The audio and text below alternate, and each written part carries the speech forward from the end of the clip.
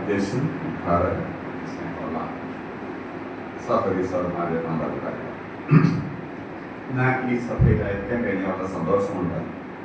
കുറച്ച് വർഷങ്ങൾക്ക് മുമ്പ് മനസ്സിൽ ആലോചിച്ചിട്ടുണ്ട്. വർഷങ്ങൾക്ക് ശേഷം വീണ്ടും നിങ്ങളോടൊപ്പം ആയിരിക്കാൻ കഴിഞ്ഞ സന്തോഷമുണ്ട്. ഒരുപാടുള്ള സഭകളിൽ നിന്ന് പല സഭകളിൽ നിന്ന് റെപ്രസെൻറ്റീവായിട്ട് ആളുകൾ വന്നിട്ടുണ്ട്. നിങ്ങളൊക്കെ കാണാൻ കഴിഞ്ഞ സന്തോഷമുണ്ട്. ഈ വിശ്വാസികളാണെന്നുള്ള ഇതൊക്കെ കഴിഞ്ഞു. പ്രധാനമായിട്ട് ഈ ഒരു ചെയ്യാനുള്ള പ്രാർത്ഥനയൊന്നും ഞാൻ പറയുന്നത്. ഞങ്ങൾ വർഷം 35 വർഷമായി ഞാൻ കൗൺസിലിംഗിലേക്ക് വന്നിട്ട് തൊണ്ണൂറില ഒരു ബ്ലാക്ക് കൗൺസിലിംഗ് സെൻ്റർ തുടങ്ങിയത് 92 പത്തനംതിട്ട പോയി.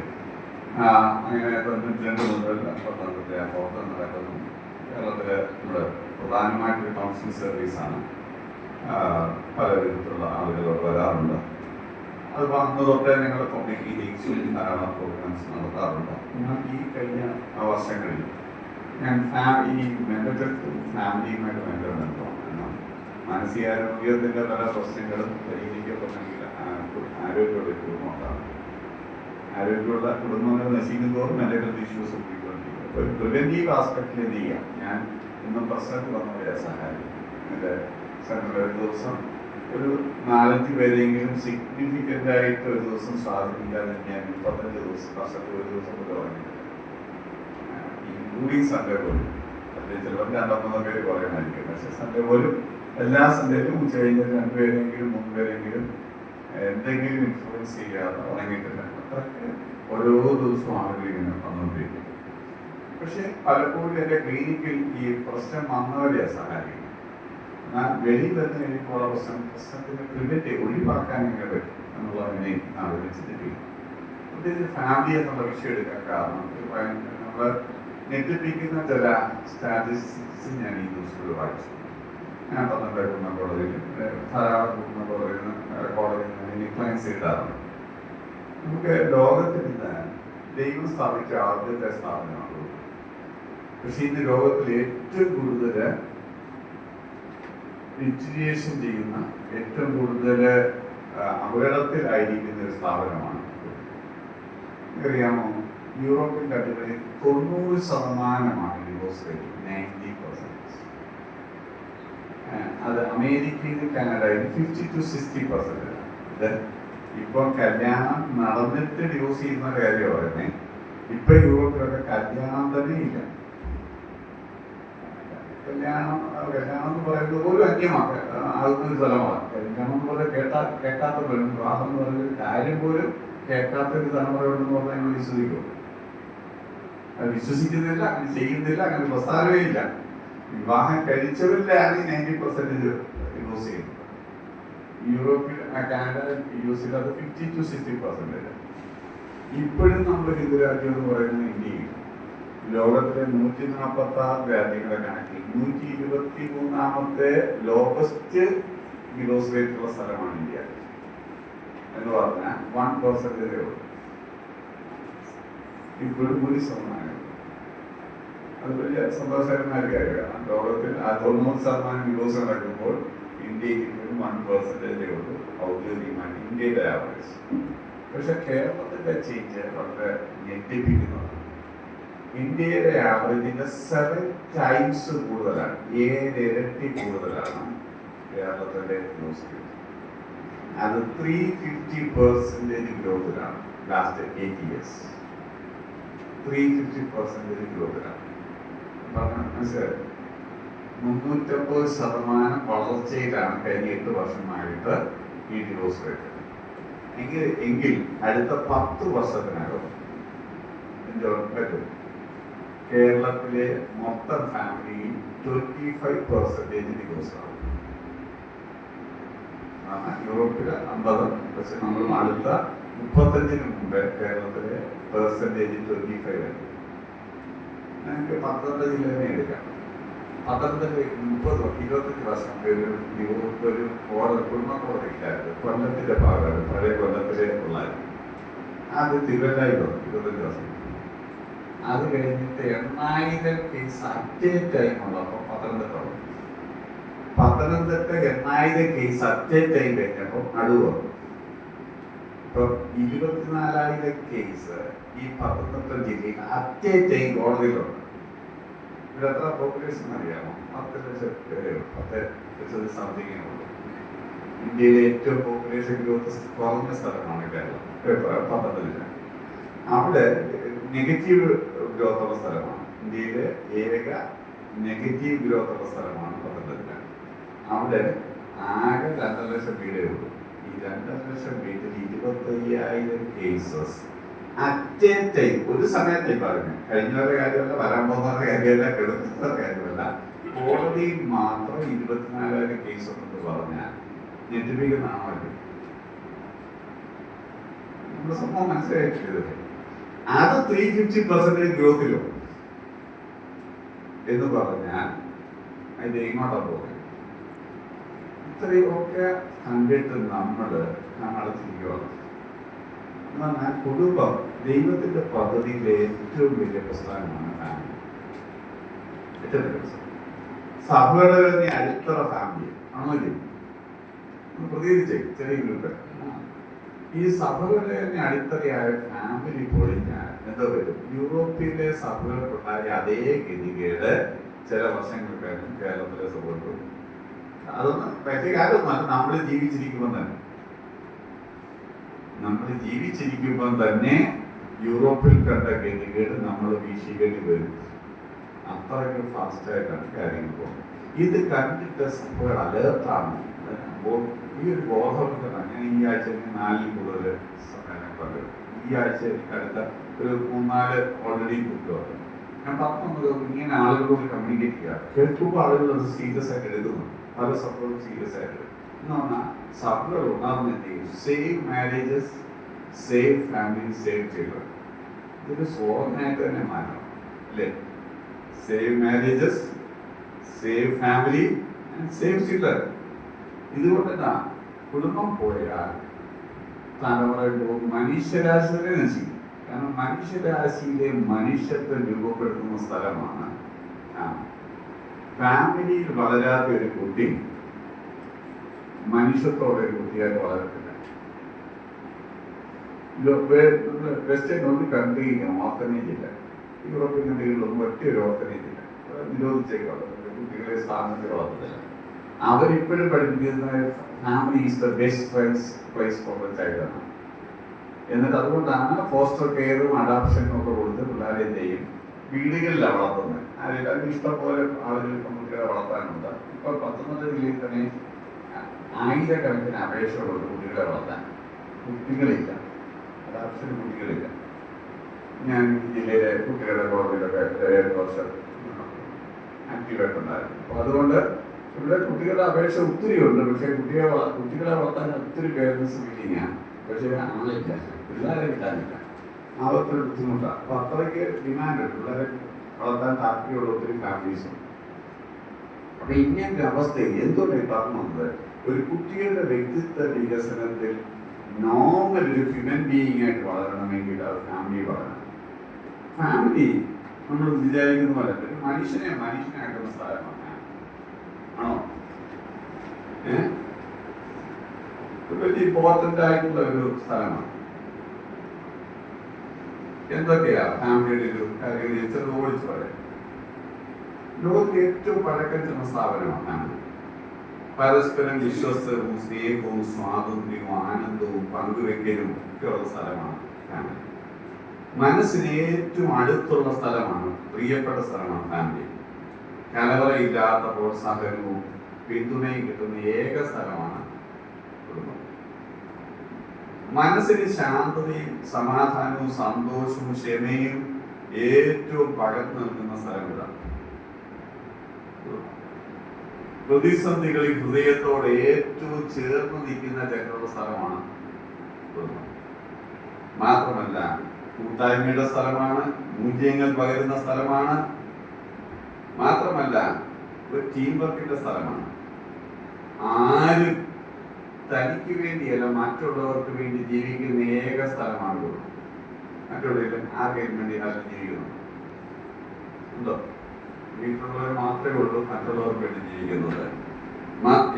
ഇവിടെ നിസ്വാർത്ഥതയുടെ സ്ഥലമാണ്, ഒന്നും പ്രതീക്ഷിച്ചല്ല, മറിച്ച് സ്നേഹം കൊണ്ട് കൊടുക്കുന്ന, അല്ലേ? മകളെ നമ്മൾ വളർത്തുന്നത് എന്തെങ്കിലും കിട്ടുമെന്ന് പ്രതീക്ഷിച്ചാണ്.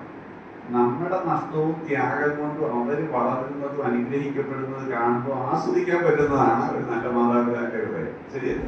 അപ്പൊ നമ്മൾ എന്ത് വളരും, ഒരു മാതാപിതാക്കളാകുമ്പോൾ നമ്മൾ നിസ്വാർത്ഥത വളരും. വളരുമോ? ഇല്ലേ? പൊരുത്തപ്പെടലിന്റെ സ്ഥലമല്ലേ? ക്ഷമിക്കുന്ന സ്ഥലമല്ലേ? വിട്ടുവീഴ്ച ചെയ്യുന്ന സ്ഥലമല്ലേ? ആര് കൂടെ ഇല്ലാത്തപ്പോൾ കൂടെ നിൽക്കുന്നതിനുള്ള സ്ഥലമല്ലേ? അഭിനയിക്കാൻ ജീവിക്കാൻ പറ്റുന്ന ഏക സ്ഥലമല്ലേ? മറ്റെല്ലായിടത്തും മിച്ച ഷോയിലാണ് ജീവിക്കുന്നത്. കാരണം എല്ലായിടത്തും ചിലപ്പോൾ നാട്യം കാണിച്ചാൽ നിൽക്കാൻ പറ്റും. വീട്ടിൽ മാത്രം അഭിനയിക്കാൻ ജീവിക്കാൻ പറ്റുന്ന സ്ഥലം അല്ലേ? ഒന്നിപ്പിക്കുന്ന സ്ഥലമല്ലേ?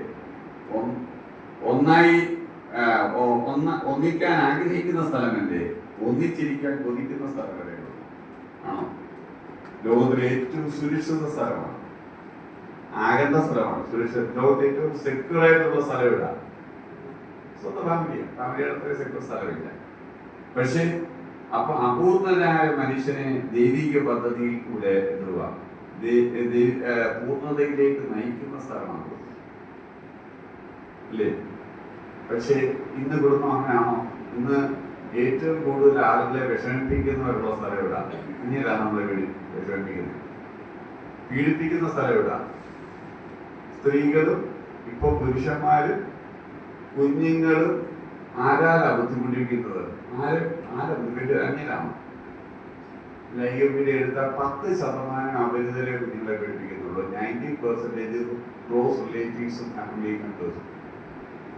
സ്ത്രീകൾ ഇവിടെ പീഡിപ്പിക്കപ്പെടുന്നതിൽ നല്ലൊരു ശതമാനം വീട്ടിലുള്ളവരെ ആണ്. ഇപ്പൊ പുരുഷന്മാർ പീഡിപ്പിക്കപ്പെടുന്ന ഒത്തിരി പുരുഷന്മാരുണ്ട്. ഇപ്പൊ ഒത്തിരി പേര് കരഞ്ഞുകൊണ്ട് വരും. ഇവിടെ സ്ത്രീകൾ മാത്രമല്ല പീഡിപ്പിക്കപ്പെടുന്നത്, ഒത്തിരി പുരുഷന്മാർ രാജ്യത്ത് പീഡിപ്പിക്കപ്പെടുന്നുണ്ട്. എന്റെ മുറിയിൽ എത്രയോ വലിയ ആളുകളൊക്കെ പറഞ്ഞ കരഞ്ഞുകൊണ്ട് പറയാതെ നോക്കലുണ്ട്. കാരണം ഭയങ്കരമായി വേദനിക്കുന്നുണ്ട് വീട്ടിലുള്ളവരെ. അല്ലേ? കുഞ്ഞുങ്ങളെ കൊണ്ട് വേദനിക്കാത്ത കുടുംബങ്ങൾ ഇപ്പോൾ ഇവിടെ. സ്വന്തം കുഞ്ഞുങ്ങൾ സന്തോഷം തരുന്ന കുഞ്ഞുങ്ങളാണോ വേദന തരുന്ന കുഞ്ഞുങ്ങളും ഭയം തരുന്ന കുഞ്ഞുങ്ങളുമാണോ ഇപ്പോൾ കൂടുതൽ? അല്ലേ? ഇപ്പൊ ലോകത്തിലെ ഏറ്റവും സുരക്ഷിത സ്ഥലം അരക്ഷിത സ്ഥലമാകുന്നു. ഒന്നിച്ചിരിക്കാൻ കൊതിച്ചിരുന്ന സ്ഥലം എങ്ങനെയും രക്ഷപ്പെട്ടാൽ മതി എന്ന് ഇപ്പൊ ആളുകൾ ആഗ്രഹിക്കുന്ന സ്ഥലമാകുന്നു. വീട്ടിൽ നിന്ന് പോകാൻ ഇപ്പൊ ആളുകൾ ആഗ്രഹിക്കുന്നത്, വീട്ടിലോട്ട് വരാനില്ല. അപ്പൊ എന്ന് പറഞ്ഞാൽ ദൈവം ഉദ്ദേശിച്ച കുടുംബ വ്യവസ്ഥയിൽ നിന്ന് കാര്യങ്ങൾ പിന്മാറിയപ്പോൾ ഏറ്റവും സുരക്ഷിത സ്ഥലം, ഏറ്റവും സന്തോഷം തരേണ്ട സ്ഥലം, ഏറ്റവും കുടുംബ തരേണ്ട സ്ഥലം ഇന്ന് അസ്വസ്ഥതയുടെ സ്ഥലമായിട്ട് മാറും. ശരിയല്ലേ? ആണോ? ഭയങ്കര മാറ്റം. അത് ദൈവിക പദ്ധതി, ദൈവത്തിന്റെ ഭൂമി മനുഷ്യരാശിയെ കുറിച്ചുള്ള പദ്ധതിയിൽ നിന്നുള്ള വ്യതിയാനം. കാരണം ഇവിടെ പൊരുത്തപ്പെട്ടില്ലെങ്കിൽ, പൊരുത്തപ്പെട്ട് ക്ഷമ പഠിപ്പിച്ചില്ലെങ്കിൽ, പൊരുത്തപ്പെട്ട് പഠിച്ചില്ലെങ്കിൽ, അഡ്ജസ്റ്റ് ചെയ്തില്ലെങ്കിൽ, വിട്ടുവീഴ്ച ചെയ്യത്തില്ലെങ്കിൽ പിന്നെ ആരോട് ചെയ്യും? വീട്ടിലുള്ളവർ തമ്മിൽ ചെയ്യുന്നില്ലേ, പിന്നെ ആരോട് ചെയ്യും? അല്ലേ? അപ്പം മനുഷ്യനാകുന്നത് എവിടെയാണോ? നല്ലൊരു കുടുംബം ജീവിക്കുമ്പോഴാണ്. അവിടെ നിസ്വാർത്ഥതയുണ്ട്, ത്യാഗമുണ്ട്, കഷ്ടപ്പാടുണ്ട്, സന്തോഷത്തോടെ കഷ്ടപ്പാട് സഹിക്കും. ഒരു കുഞ്ഞിനെ വളർത്തുന്നു. നമുക്കറിയാം പല പിള്ളേരും.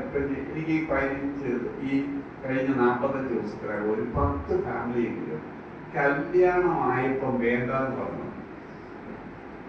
ഇതുവരെ ഞാൻ പണ്ടത്തെ ഇത്രയും കാലം കല്യാണത്തിൽ വരുമ്പം ഈ സ്റ്റേജിലുള്ള ഫിയർ കൊണ്ടും ആൾക്കാരുടെ ഫോട്ടോഗ്രാഫറും നിൽക്കാനുള്ള പേടി കൊണ്ടും ഒക്കെ തെറ്റ് വരാറുണ്ട്. പക്ഷേ കല്യാണത്തെ പേടിച്ച് വരുന്നവർ വളരെ കുറവായിരുന്നു. ഇപ്പൊ കല്യാണം വേണ്ട, വീട്ടുകാരെല്ലാം ഓരോ ചോദിച്ചാൽ എനിക്ക് വേണ്ട, എനിക്ക് വരാൻ പേടി വരും, എനിക്ക് റെസ്പോൺസിബിലിറ്റി ഒരാളെ എടുക്കാൻ വയ്യ. കൊച്ചുങ്ങൾ വേണ്ട, എന്ത് ഷെയ്പ്പു കഷ്ടപ്പെടാൻ വയ്യ, അതുകൊണ്ട് കൊച്ചുങ്ങളെ കഷ്ടപ്പെടാൻ വയ്യ, അതുകൊണ്ട് കൊച്ചുങ്ങൾ വേണ്ട. കൊച്ചുങ്ങൾ വേണ്ട എന്ന് പറഞ്ഞ് പത്തനംതിട്ട ജില്ലയിൽ എഗ്രി ചെയ്തിട്ട് കല്യാണം കഴിക്കുന്ന കപ്പിൾസ് ഇപ്പോൾ നേരത്തെ കല്യാണത്തിന് മുമ്പ് തന്നെ കുഞ്ഞുങ്ങൾ വേണ്ടാന്നുള്ള എഗ്രിമെന്റ് ചെയ്തതിനു ശേഷം കല്യാണം കഴിക്കുന്നവർ 10 ഉണ്ടെന്ന് പറഞ്ഞാൽ അമേരിക്കയിലുള്ള കാര്യം എനിക്ക് പറഞ്ഞേ 10 ഉണ്ടെന്ന് പറഞ്ഞാൽ വിശ്വസിക്കും. കല്യാണം വേണ്ടാന്ന് പറയുന്ന 100 കണക്കിന് പേര് ഇപ്പൊ പത്തനംതിട്ടയിലുണ്ട്. അതിനോ പേഴ്സണലി ഒരു വീട്ടിൽ തന്നെ ഈ ആഴ്ച ഒരു അപ്പൻ്റെ കമ്മിറ്റി കൂടെ വന്നു. 2 പെൺപിള്ളേരുണ്ട്. ഒരാൾക്ക് 32 വയസ്സ്, മറ്റത് 29. 2.5 ലക്ഷം 1.5 ലക്ഷം രൂപ ഇന്ത്യയിൽ ശമ്പളമുള്ളവരാ 2 പേര്. പക്ഷെ കല്യാണം കഴിച്ചു. അപ്പനമ്മയും ചോദിച്ചപ്പോൾ പറഞ്ഞു, കഴിച്ചിട്ടത്തെ കാര്യം നിങ്ങൾ കഴിച്ചിട്ടത്തെ ഗുണമുണ്ടായി, ഞങ്ങൾ ഫ്രീ ആയിട്ട് ജീവിച്ചോ, വെറുതെ വിട. അവസാനം അവര് എൻറോൾമെന്റ് കൗൺസിലിംഗ് വന്നു. 68-64 വയസ്സുള്ളവരെ ഇനി ഞങ്ങളുടെ ജീവിതത്തിൽ മാറ്റം വരുത്തിയാൽ ഇതിന് കല്യാണത്തോട് താല്പര്യം വരും, ഞങ്ങൾ നല്ലപോലെ ജീവിച്ച് കാണിക്കാം. എന്നിട്ട് കഴിഞ്ഞ 6 മാസമായിട്ട് ഒരു സ്ഥിരമായിട്ട് കൗൺസിലിംഗ് വരിക ഈ അപ്പനും അമ്മയും നന്നാകാൻ. കാരണം ഇത് കണ്ടിട്ട് അവർ കല്യാണം കഴിക്കാൻ തോന്നുന്നു. ഇപ്പോഴാണ് തോന്നിയത് 68 വയസ്സിലാണ് തോന്നിയത്. നല്ല കാര്യമായിരിക്കും, എനിക്കുള്ള ക്രൈസ്തകാര്യം പറയുന്നത്. അപ്പൊ ഈ നമ്മൾ പണ്ടൊന്നും കാണാത്ത ഒത്തിരി പുതിയ പുതിയ ട്രെൻഡുകൾ ഞാൻ എല്ലാ ദിവസവും കാണും. അതുകൊണ്ടാണ് പറയുന്നത്, നമ്മുടെ കുടുംബം, നമ്മൾ മലയാളി ഹൗസ് ഉണ്ടാക്കാനുള്ള കാര്യം, ഹോം പണിയാൻ താല്പര്യമുള്ളവരോ, house or home which is important. 25 വർഷം ഭാര്യയും പിള്ളേരെ ഇട്ടിട്ട് വരെ പോയി ഹൗസ് ഉണ്ടാക്കാൻ വേണ്ടി ജീവിക്കുക. Forget to leave a home, build up a home. നമ്മൾ ഇന്റീരിയർ ഒക്കെ ചെയ്യുന്നതിനെ ചെയ്ത് ക്ലിയർ ആയിട്ടുള്ള, ഞാൻ ഇന്റീരിയർ ചെയ്ത് ജീവിക്കണം പറയുന്നതാണ്. അല്ലാതെ ചുമ്മാ എങ്ങനെ വീട് പണിയായിരുന്നു പറഞ്ഞൊക്കെ ചെയ്യണം ചിന്തിക്കുന്നതാണ്. പക്ഷേ ഇന്റീരിയർ ചെയ്യാൻ നമ്മൾ എടുക്കുന്ന ഇതാണോ വീട്ടിലെ അന്തരീക്ഷം മെച്ചപ്പെടുത്താൻ നമ്മൾ ശ്രമിക്കാറുണ്ടോ? വീട്ടിലെ പെരുമാറ്റവും സംസാരവും ഒക്കെ ഇല്ലയോ ആളുകൾ തമ്മിലുള്ള ബന്ധങ്ങളല്ലേ വീട്ടിലെ ഊഷ്മളത തരുന്നത്? ആണോ? എനിക്ക് ഈ ഒരു ഫാമിലി വന്നു, ദിവസം 10 ലക്ഷം രൂപ വരുമാനം, 1 കോടി രൂപ ഡെയിലി ബിസിനസ് ഉള്ള ഫാമിലി. 10 ലക്ഷം രൂപയും അറൗണ്ട് നെറ്റ് പ്രോഫിറ്റ് ഒരു ദിവസത്തെ കാര്യം. ഒരു 6500 സ്ക്വയർ ഫീറ്റ് ഉള്ള ഒരു വലിയ വീട്ടിൽ സർപ്രൈസ് ചേച്ചി വീട്ടിലായിരുന്നു നമ്മൾ താമസിക്കുന്നത്. 1 കോടി തൊട്ട് താഴോട്ട് വരെയുള്ള ഏകദേശം ഡസൻ കണക്കിന് വാഹനങ്ങളാണ് വീട്ടിലുണ്ട്. ഈ വീട്ടിലെ അപ്പന് വെള്ളം അടിച്ചിട്ടേ ഉറങ്ങത്തുള്ളൂ, കാരണം ഉറക്കം കിട്ടത്തില്ല, ഇച്ചിരി വെള്ളം ഒഴിച്ചിട്ടേ ഉറങ്ങത്തുള്ളൂ. ഓടൻ പോകാൻ വേണ്ടി വെള്ളം ഒഴിച്ചിട്ട് ഉറങ്ങും. അമ്മ എന്നോട് പറഞ്ഞു, ഞാൻ പലപ്പോഴും വണ്ടി ഓടിച്ച് ട്രാൻസ്പോർട്ട് ബസ്സിന്റെ കീഴിൽ കയറ്റാൻ നോക്കും, കാരണം ആത്മഹത്യ ചെയ്ത ആക്സിഡന്റ് ആണെന്ന് വരുത്തി തീരാൻ വേണ്ടി ശ്രമിക്കുക. അമ്മ കിടക്കുന്നത് അടുക്കളയോട് ചേർന്ന് വേലക്കാരിക്കുണ്ടായ മുറിയിലാണ് അമ്മ കിടക്കുന്നത്. മോന് അമ്മയുമായിട്ട് അമ്മയുടെ ദേഷ്യം വന്നപ്പോൾ അമ്മയുടെ ദൈവങ്ങളെ മുഴുവൻ തല്ലുടച്ചു. അവർ പ്രാർത്ഥിക്കാൻ നടക്കുന്ന ദേഷ്യത്തിൽ തല്ലുടച്ചു. അവരൊന്നും മിണ്ടത്തില്ല. ഈ 3 പേര് കോമൺ ആയിട്ട് മിണ്ടുന്നത് നോർത്ത് ഇന്ത്യയിലുള്ള ഒരു മകളോടാണ്. അവളൊരു കേണലിന്റെ വൈഫാണ്. ഈ കേണലിന്റെ വൈഫിനോട് മാത്രം മിണ്ടും. പക്ഷെ ഈ കേണല് ഇവിടെ ഒരു പ്രോത്സാഹനമാണ്. നല്ല സ്വസ്ഥം, നല്ലൊരു ചെറുക്കനായിരുന്നു കല്യാണം കഴിക്കുമ്പോൾ. ഇവളെ പൊന്നു പോലെ കണ്ടാണ്. പക്ഷെ ഇവിടെ മുഖം തെളിയുന്നില്ല, കാരണം ഈ 3 പേര് വരെ വിഷമങ്ങൾ പങ്കുവെച്ചിട്ട് ഇവർക്ക് ഒരിക്കലും സ്വസ്ഥതയില്ല. അവസാനം അവൻ വെള്ളവടി തുടങ്ങി, ക്ലബിൽ പോകാൻ തുടങ്ങി, വെള്ളവടി തുടങ്ങി. കാരണം അവൻ പറഞ്ഞു, ഇവിടെ സന്തോഷിപ്പിക്കാൻ പറ്റില്ല, പിന്നെ എനിക്ക് ഞങ്ങളുടെ ഓഫീസേഴ്സൊക്കെ പോയി വെള്ളം ഒഴിച്ചതിന് വലിയ സന്തോഷമുള്ളൂ. അങ്ങനെ കുടിക്കാത്ത അവനെ കുടിപ്പിച്ചു. അവസാനം 4 പേര് സ്ഥിതികൾ നോക്കി, ഇതാണ് ആ വീട്ടിലെ സ്ഥിതി. ദിവസം 10 ലക്ഷം രൂപ. അവിടെ ഇല്ലാത്ത ഒന്നുമില്ല, സമാധാനം സന്തോഷം മാത്രമേ. ബാക്കിയെല്ലാം അപ്പൊ ഇത്തരം സമ്പന്നരെയും കൊണ്ട് നിറഞ്ഞ സ്ഥലമായി രാജ്യം. മിണ്ടാനാളില്ല, സംസാരിക്കാനാവില്ല, മനസ്സിലാക്കുന്നവരാരുമില്ല, പങ്കുവയ്ക്കാൻ ആരുമില്ല, തുറന്ന ഇന്റിമസി ഇല്ല, ഇതൊന്നും ഇല്ലാത്തൊരു സ്ഥലമായിട്ട് വരുന്നത്. ഇനി ഞാനൊരു പാസ്റ്റർ വൈദ്യനെ കൂടി യോജിപ്പിച്ചു. 31 ഇയേഴ്സായി കല്യാണം കഴിഞ്ഞു. 20 വർഷമായ വീട്ടിൽ ഫാമിലി പ്രവേശനം. 34 രാജ്യങ്ങളിൽ പ്രസംഗിച്ച് നടക്കുന്ന ഒരു ഇന്റർനാഷണൽ സ്പീക്കറിന്റെ കാര്യമാണ്.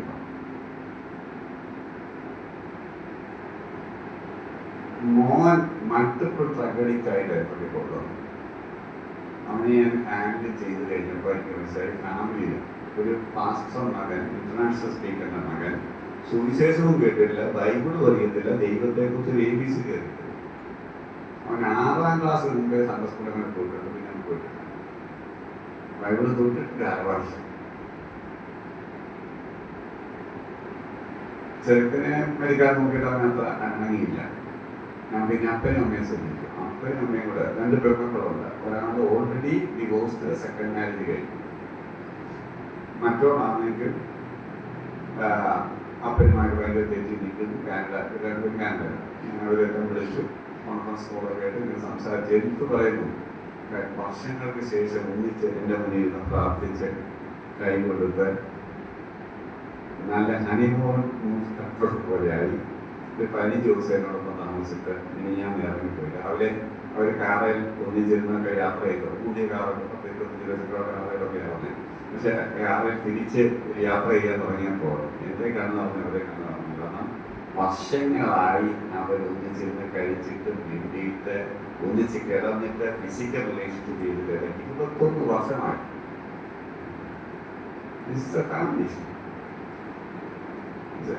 കഴിഞ്ഞ ഒരു 15 ദിവസം, ഒരു 45 ദിവസത്തിന് ഒരു 10-12 ഫാമിലിയെങ്കിലും റീയൂണിയൻ ചെയ്യുന്ന കാണാനുള്ള ഭാഗ്യമുണ്ടായിരുന്നു.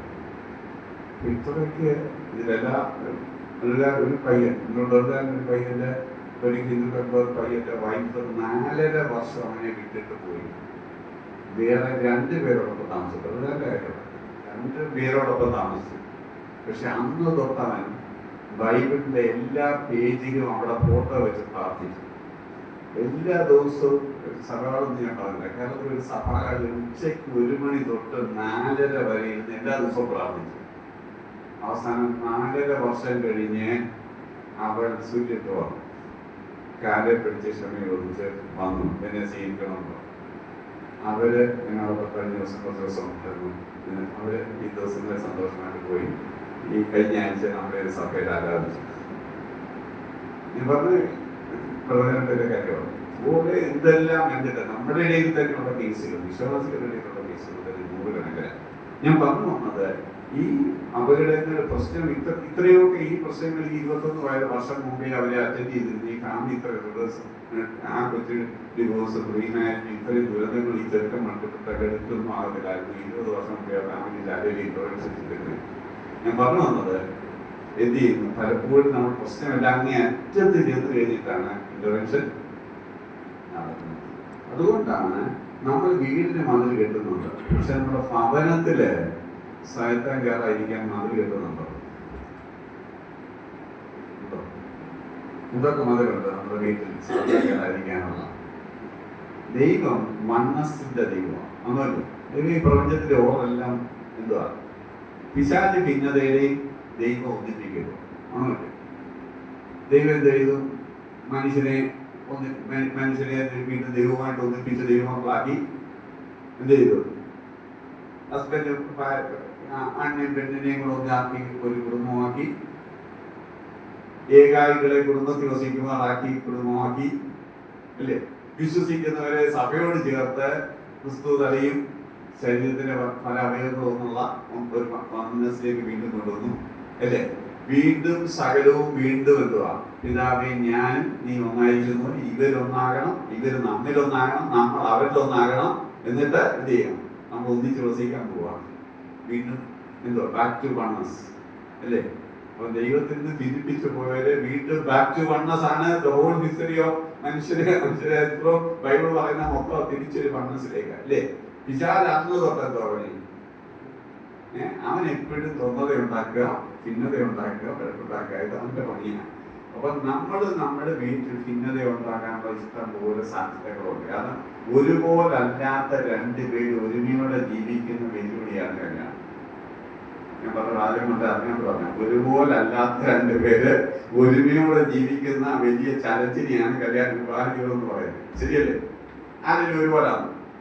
നമ്മുടെ കൂട്ട് ആരെങ്കിലും ഉണ്ട്, നമ്മുടെ കൂട്ട് നമ്മളെ ഉള്ളൂ. നമ്മുടെ വീട്ടിലെ സ്വന്തം സഹോദരനും സഹോദരി പോലും നമ്മളെ പോലെ അല്ല. ചെറിയൊരു വ്യത്യാസമുണ്ട്. അപ്പോൾ പിന്നെ മറ്റൊരു വീട്ടിൽ നിന്ന് വരുന്ന 2 പേര് തമ്മിൽ എന്ത് ചെയ്യും? ഒരിക്കലും ഒരുപോലെ അല്ല. ആണോ? ഈ ഒരുപോലല്ലാത്തവർ ഒരുമയാക്കുന്നത് ദൈവത്തിന് പറ്റും. കാരണം ശരീരം ആത്മാവും തമ്മിൽ ചെയ്യുന്ന സാധനങ്ങളാണ്. പക്ഷെ ദൈവമുള്ള ഫിറ്റ് ചെയ്ത് വെച്ചേക്കുക.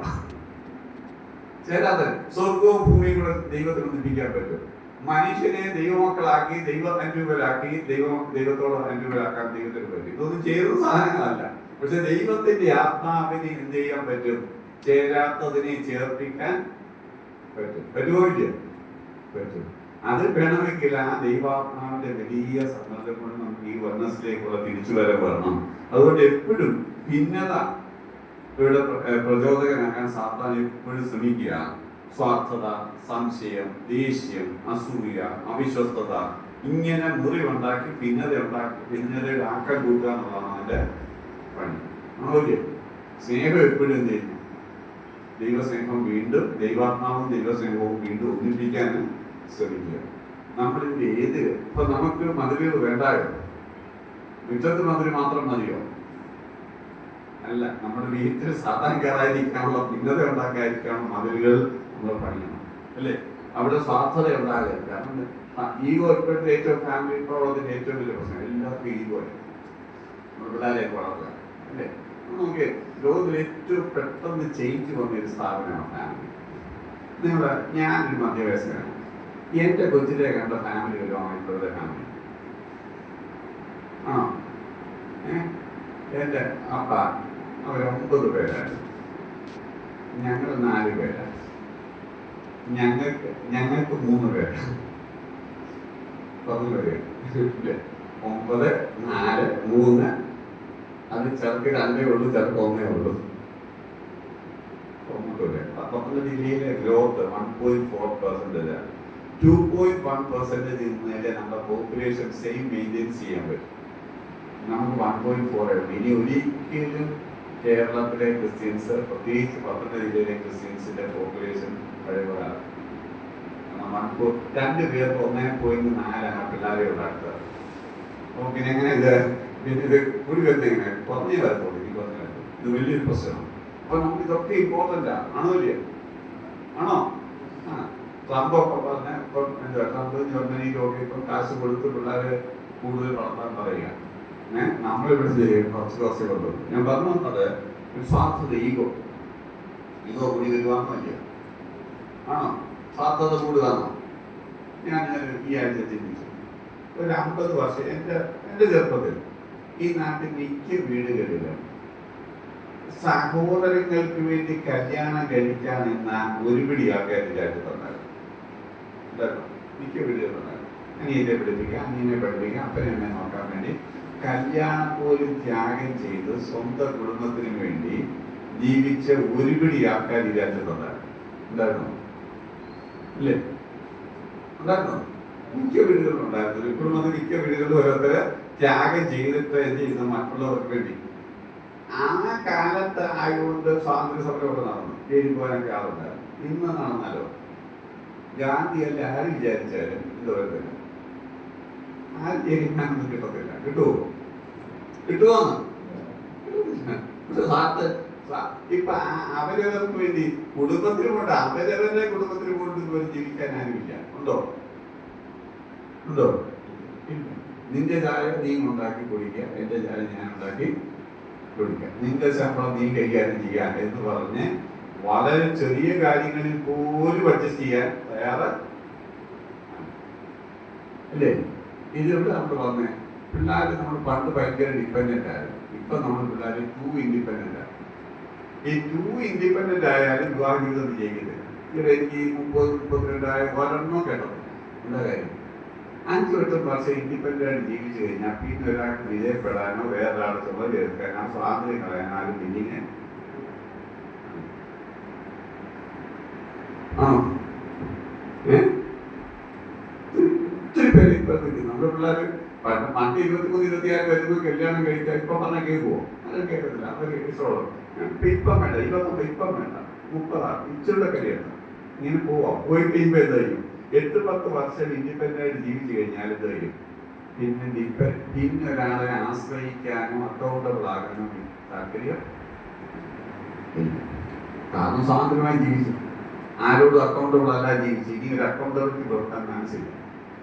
ഇതൊക്കെ ഭയങ്കര പെട്ടെന്നുള്ള ചേഞ്ചാ. ആണോ ഇല്ലേ? കഴിഞ്ഞ 10 വർഷത്തിനകത്തുള്ള ചേഞ്ചായിരുന്നു. ആണോ ഇല്ലേ? പിള്ളേരോടൊന്നും പറയാൻ കിട്ടത്തില്ല. ആർക്കും ഇപ്പം വേണ്ട, എല്ലാവരും പഠിക്കട്ടെ. ഇന്നലെ ഒരു 34 വയസ്സുള്ള ഒരാളോട് ഞാൻ ഇനി പഠിക്കാൻ പോവാം. കേട്ടാൻ പെൺകുട്ടിയാ കേട്ടാൻ. നമുക്കെല്ലാം വിഷമമായിട്ട് നമ്മളിപ്പോൾ ഒരു 10 രൂപ ആലോചിച്ചു. അവർ പറയുന്നത് ഇല്ല, അവർക്ക് ഇപ്പം എനിക്കിവിടെ പഠിക്കാൻ 34 ഇനി പഠിക്കാൻ പോകും. ഞാൻ പറഞ്ഞു എന്തെന്ന് പഠിക്കും, നമ്മൾ പഠിക്കുക, ജോലി കിട്ടട്ടെ, ഇച്ചിരി അച്ചീവ്മെന്റ് ചെയ്യട്ടെ. 35 കഴിഞ്ഞാൽ പിന്നെ കല്യാണം കഴിച്ചാൽ കൊച്ചുങ്ങളും ഉണ്ടാകത്തില്ല. പിന്നെ ഇവിടെ IIT അതിലൊക്കെ കണക്കൊരു പണി നടക്കുക, കാശ് ഉണ്ടാക്കുക. ഇതെല്ലാം നമ്മുടെ കയ്യിലിരിക്കൊണ്ടുണ്ടാകുന്ന പണിയാണ്. നമ്മൾ ഏതിനാ പ്രാധാന്യം കൊടുക്കേണ്ടത് ഇപ്പോഴും അറിയുന്നില്ല. ഉണ്ടോ? 35 കഴിഞ്ഞ ഒരാൾ വിവാഹം കഴിച്ച് കുട്ടി 38-40 ഈ ആളെ ഒന്ന് ഇൻഡിപെൻഡൻസ് ആക്കണം. ഏത് വർഷത്തിൽ അതൊക്കെ റിട്ടയർഡായാലും പിള്ളേരൊന്നും മാറത്തില്ല. ആവോ? ഇതൊക്കെ ശരിയാകുന്ന പ്രശ്നങ്ങളാണ്. ഇപ്പൊ നമ്മൾ ഇതൊക്കെ ഇമ്പോർട്ടൻ്റ് ആണ്. ഇതൊക്കെ നമ്മുടെ ഈ കൾച്ചർ മാറുന്നത് പോലെ ചിന്ത മാറുന്നത് നമുക്ക് വിശ്വാസികൾ ദൈവത്തിൽ മനുഷ്യന് ഇപ്പൊ വിവാഹത്തിനെ നിങ്ങൾ സോഷ്യൽ മീഡിയ ഇപ്പം വിവാഹത്തിന് അഗൻസ്റ്റ് ആയിട്ടുള്ള ധാരാളം മെസ്സേജസും ആർട്ടിക്കിൾസും വരിക ആണല്ലേ. എന്തിനാ കല്യാണം കഴിക്കുന്നത് എന്നുള്ളത് അതിന് ഇഷ്ടം പോലെ പിള്ളേർ കയറുന്നു. പക്ഷേ ദൈവത്തിന്റെ പദ്ധതി എന്തുവാ? മനുഷ്യൻ ഏകനായിരിക്കുന്നത് നന്നല്ല. വിവാഹം എല്ലാവർക്കും മാന്യം ആണോ? സ്പെഷ്യൽ കോഡ് ഇല്ലാത്തവരെല്ലാം കല്യാണം കഴിക്കണമെന്ന് സ്പെഷ്യൽ കോഡ് വേണ്ട, കഴിക്കാതിരിക്കാൻ സ്പെഷ്യൽ കോഡ് വേണം. കഴിക്കാതിരിക്കണമെങ്കിൽ ഒരാൾക്ക് സ്പെഷ്യൽ കോഡ് വേണം, കഴിക്കാൻ വേണ്ടി സ്പെഷ്യൽ കോഡൊന്നും വേണ്ട. എല്ലാവരും കല്യാണം കഴിക്കണമെന്ന് അറിയുന്നില്ല. ആരുടെ സ്പെഷ്യൽ കോഡ് ഉള്ളവർ മാത്രം മാറുന്നില്ല. ഒരു കാരണം പറഞ്ഞാൽ. പക്ഷേ ഇന്നിപ്പോ എന്തുവാ? കല്യാണത്തിന് ഇമ്പോർട്ടൻസ് അല്ല, പ്രൊഫഷന്, ഇൻഡിപെൻഡൻസി, ഓട്ടോണമി, സ്വാതന്ത്ര്യം, ഇതൊക്കെ ഭയങ്കര പ്രാധാന്യമായിട്ട് വരിക. പക്ഷെ ഇതെല്ലാം എങ്ങോട്ടാണ് പോകുന്നത്? കുടുംബത്തിന്റെ കുടുംബ വ്യവസ്ഥ തന്നെ പോവും. ശരിയല്ലേ? അതുകൊണ്ട് ദൈവം വെച്ചിരിക്കുന്ന വ്യവസ്ഥ ഏത് സമൂഹം തെറ്റിച്ചാലും അവർ അപകടത്തിലേക്ക് പോകും. കാരണം ക്രിയേറ്ററിനെക്കാട്ടും നമ്മളെ അറിയാവുന്ന ആരെങ്കിലും ഉണ്ടോ? അദ്ദേഹത്തിന് തന്നെ ആദ്യം തോന്നിയത് അതാ നിങ്ങളിരിക്കുന്ന അത് അവന്റെ പാപം പോലും ചെയ്യാത്ത സമയത്താണ് പറയുന്നത്. നമ്മൾ തമ്മിൽ എല്ലാ ദിവസവും വൈകിട്ട് നടക്കുകയും ഭയങ്കര കൂട്ടായ്മയുള്ളപ്പോഴും പറയാ നമ്മൾ തമ്മിൽ കമ്പനി പോരാ, നിനക്ക് ഒരിക്കലും കമ്പനി ഇതാർക്ക് തോന്നിയതാണ്. ഇന്നിപ്പം വേണ്ട, എനിക്ക് കമ്പനി ഒന്നും വേണ്ട. ഇത് മനുഷ്യത്വത്തിൽ നിന്നുള്ള ഒരു അന്യതമാണ്. അപ്പൊ രണ്ടില്ല. ദൈവം പറഞ്ഞു എന്നെ കൂടാതെ നിനക്ക് ജീവിക്കാൻ പറ്റത്തില്ല, മനുഷ്യ സഖി ഇല്ലാതെ നിനക്ക് ജീവിക്കാൻ പറ്റത്തില്ല. പക്ഷെ മനുഷ്യൻ ഇത് രണ്ടും, ദൈവം ഇല്ലാതെ ജീവിക്കാൻ പറ്റുമോ, കൂട്ടാളി ഇല്ലാതെ ജീവിക്കാം, കമ്പാനിയൻ ഇല്ലാതെ ജീവിക്കാൻ പറ്റുമോ എന്നാണ് മനുഷ്യന്റെ ശ്രമം. ഇത് എങ്ങോട്ടാ പോകുന്നത്? എങ്ങോട്ടാ കൊണ്ടുപോകുന്നത്? ആണോ ഇല്ല? ഇതിൽ അത് ലോകം ഇങ്ങനെ പോട്ടെ. പക്ഷെ നമ്മൾ വിശ്വാസികൾ വളരെ വ്യക്തമായിട്ട് ഫാമിലി ദൈവത്തിന്റെ പദ്ധതിയാണ്. ആ പദ്ധതി തകർക്കുന്നത് ദൈവിക പദ്ധതി തകർക്കലാണ്. മാത്രമല്ല ഫാമിലി തകർന്നാൽ മനുഷ്യരാശി തന്നെ നശിക്കും. മനുഷ്യത്വമുള്ളൊരു കുട്ടി ജനിച്ചു വളർത്താൻ. കാരണം നിസ്വാർത്ഥതയും സ്നേഹവും അഡ്ജസ്റ്റ്മെന്റും ത്യാഗവും മറ്റൊരാൾക്ക് വേണ്ടി ജീവിക്കാനുള്ള ടെൻഡൻസി, പൊരുത്തപ്പെടലും ക്ഷമയും എല്ലാം പഠിക്കുന്നത് ഇവിടെ. ആതിഥ്യമര്യാദയും റെസ്പെക്റ്റും എല്ലാം പഠിക്കുന്നവരാണ്. കോളേജിലും പഠിക്കുക. കോളേജ് കെമിസ്ട്രി ഫിസിക്സും ഒക്കെ പഠിപ്പിക്കും. പക്ഷേ സ്നേഹമൊന്നും പഠിപ്പിക്കത്തില്ല, പൊരുത്തപ്പെടാനൊന്നും പഠിപ്പിക്കുക, ക്ഷമിക്കാനൊന്നും പഠിപ്പിക്കത്തില്ല, ആദരിക്കാനൊന്നും പഠിപ്പിക്കത്തില്ല, അഡ്ജസ്റ്റ് ചെയ്യാനൊന്നും പഠിപ്പിക്കോ? അപ്പോൾ മനുഷ്യനായിട്ട് ജീവിക്കാൻ പണ്ടത്തെ ആളുകൾ കെമിസ്ട്രി ഫിസിക്സ് ഒന്നും അറിയത്തില്ല, സൈക്കോളജി അറിയത്തില്ല. പക്ഷെ അവരൊക്കെ മനുഷ്യരായിട്ട് ജീവിച്ചു. നമുക്ക് ഇത് ഒത്തിരി അറിവുണ്ട്, പക്ഷെ ആരായിട്ട് ജീവിക്കാൻ, മനുഷ്യരായിട്ട് ജീവിക്കാൻ അറിയത്തില്ല. ഈ അറിവില്ലായ്മ പിന്നെ എന്താ കാര്യം? നമ്മൾ എവിടെയോ നമ്മൾ ഏതാണ്ടൊക്കെ നേടിയെന്ന് പറയുമ്പോൾ മനുഷ്യൻ തകർന്ന് തരിപ്പണമായിക്കൊണ്ടിരിക്കുക. ജീവിതം മുഴുവൻ തകർന്ന് മൃഗം പോലും ഇല്ല. ഒരു കാക്ക ഇപ്പോഴും ഭയങ്കര സ്വഭാവം വിട്ടിട്ട് ഒരു കാക്ക കുഞ്ഞ് വീണാൽ മറ്റു കാക്കകൾ വരും. ഒരു പട്ടി ഒരു പ്രശ്നം ഉണ്ടായാൽ മറ്റു പട്ടികളെല്ലാം കൂടുമല്ലോ. ഇപ്പൊ കഴിഞ്ഞ ദിവസം കിട്ടി ഒരു ആനക്കുട്ടി കയറുമ്പോഴത്തേക്ക് പള്ളയാനയെല്ലാം ചുറ്റുപാട് നിൽക്കുക. ഒരു അമ്മ ആനയ്ക്ക് വന്നപ്പോഴത്തേക്ക് കുട്ടിയാന വന്ന് ചുറ്റുപാട് നിന്ന് മണിക്കൂർ കണക്ക് ആൾക്കാർ വെടിവെച്ചിട്ട് പോലും പോയോ? കാരണം അതുങ്ങളൊക്കെ അതിന്റെ സ്വഭാവം ഇപ്പോഴും നിലനിൽക്കുന്നുണ്ട്. ആകെ ഇതെല്ലാം നഷ്ടപ്പെടുന്നുണ്ടോ?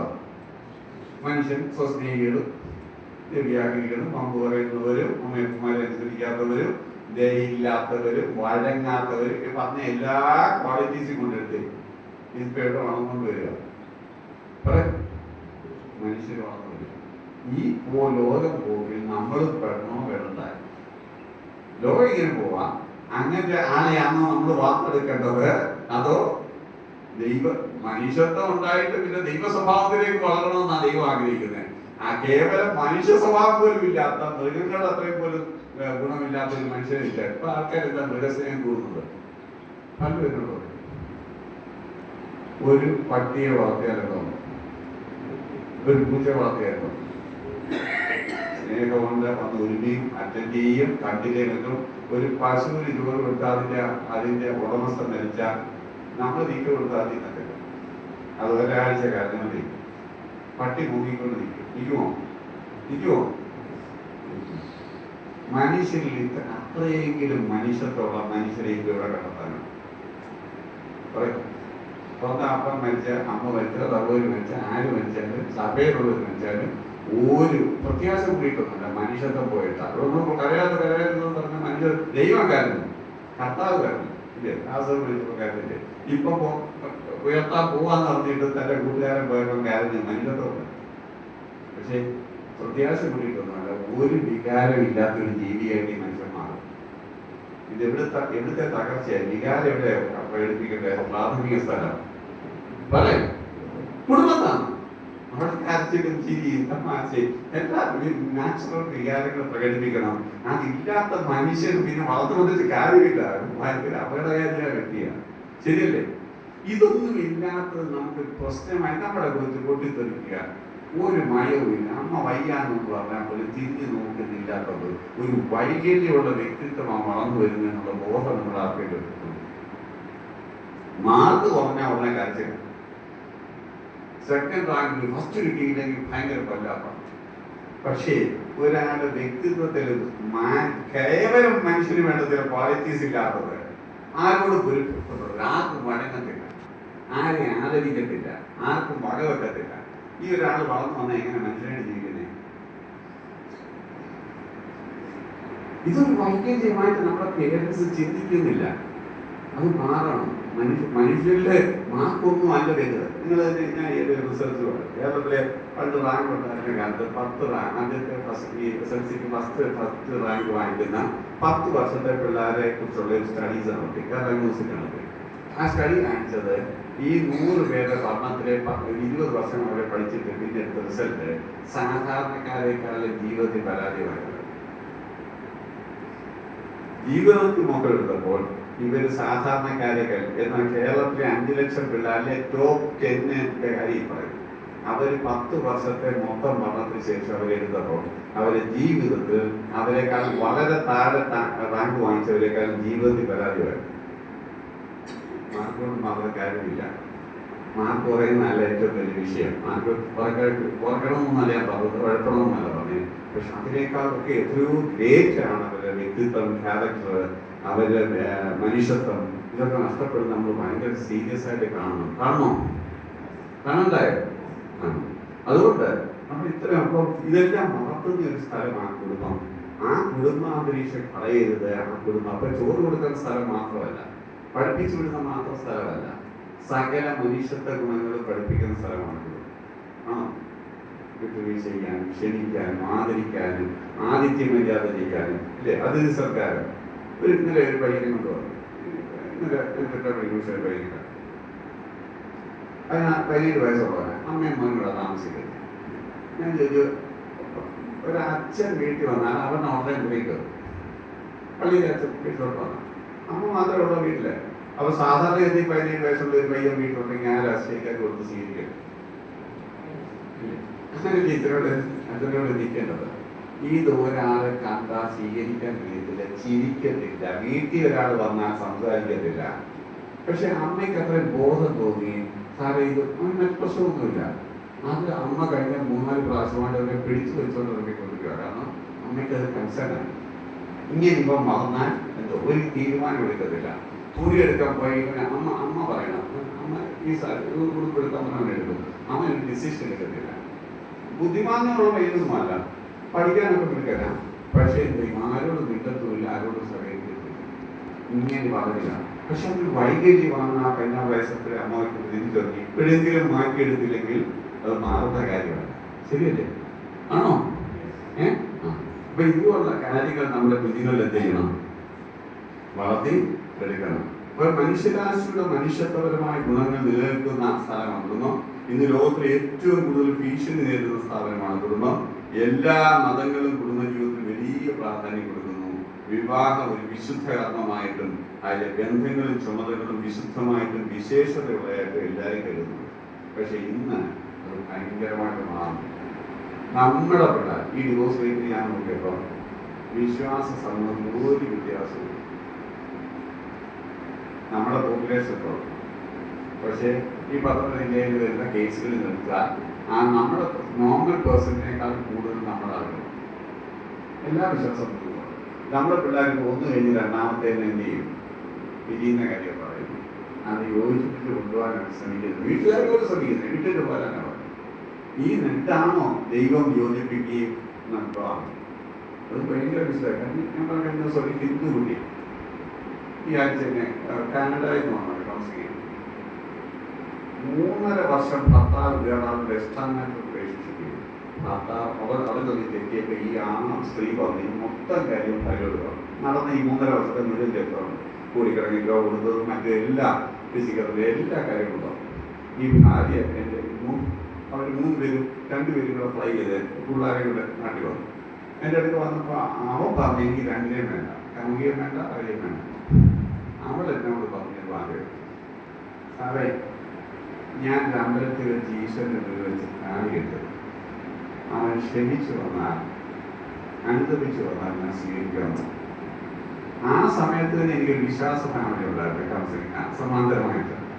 അവിടെ ഇതുപോലെ വളരെ ചെറിയ അഡ്ജസ്റ്റ്മെന്റിന്റെ പ്രശ്നമേ ഉള്ളൂ. പക്ഷേ ടോളറേറ്റ് ചെയ്യാൻ നമ്മുടെ ആൾക്കാർ തയ്യാറാണ്.